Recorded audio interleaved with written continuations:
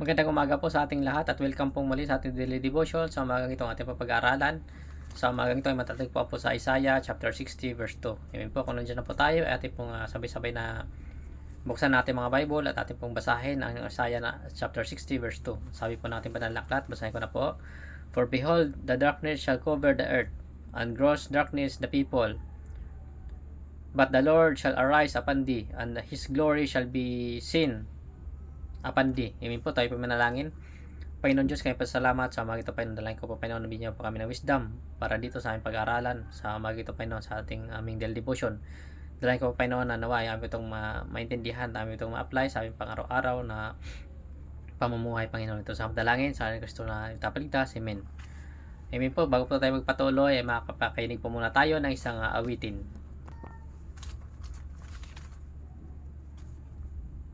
Maraming salamat po sa awitin na yan at hayaan niyo pong basahin ko pong muli ang ating pag-aaralan para sa ating daily devotion sa umaga ito sa Book of Isaiah chapter 60 verse 2. Amen po. So basahin ko na po.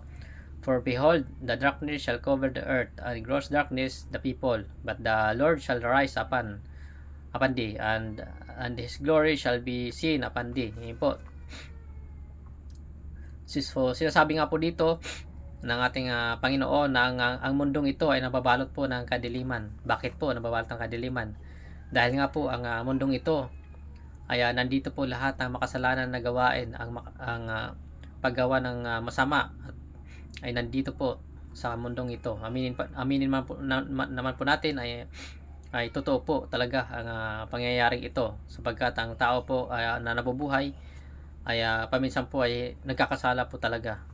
At wala po tayong perpekto dito sa mundong ibabaw. Lahat po tayo ay nagkakasala, sapagkat sinasabi nga po dito ng ating Panginoon na ang Panginoon po ay magliliwanag para sa atin upang tayo po ay mailigtas sa kadiliman sa mundong ginagalawan natin, upang maiwasan po natin ang mga kadiliman o kasalanan na ito.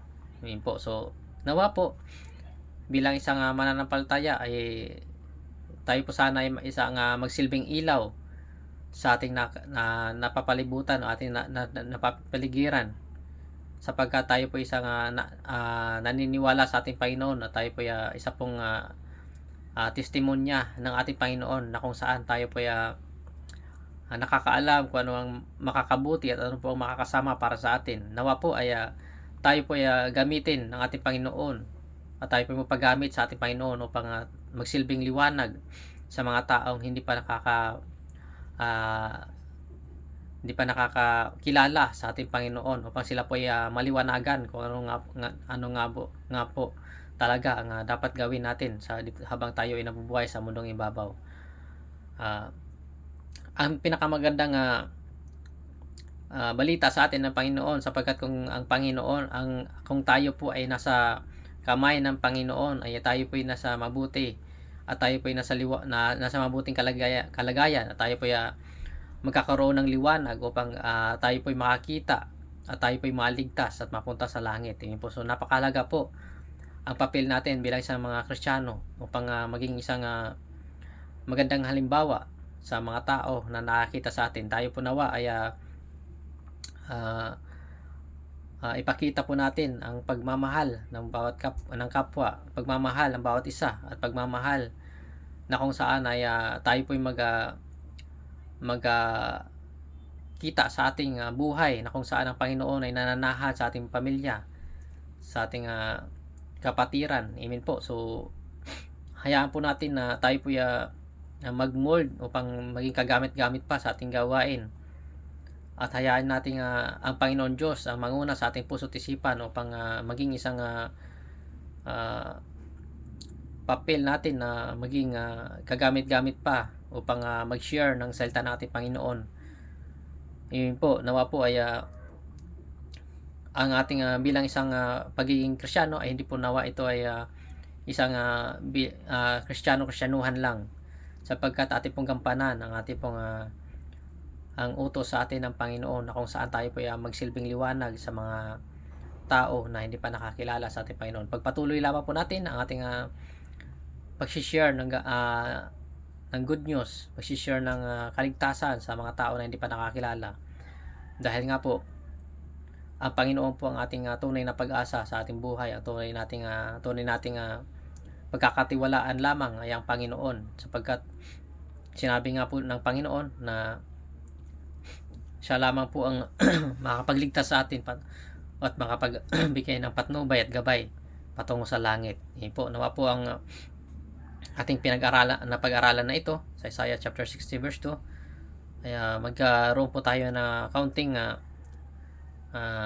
kaalaman upang magkaroon tayo ng liwanag sa ating puso't isipan na tayo po isang ginagamit ng ating Panginoon upang tayo magsilbing liwanag pa sa kadiliman na nangyayari sa ating mundong ito. Tayo po nawa ay maging magandang example o halimbawa sa bawat isa na nakakita sa atin, sa ating kapaligiran, sa ating mga katrabaho, maging sa ating kaklasmate at sa ating mga kasama sa bahay.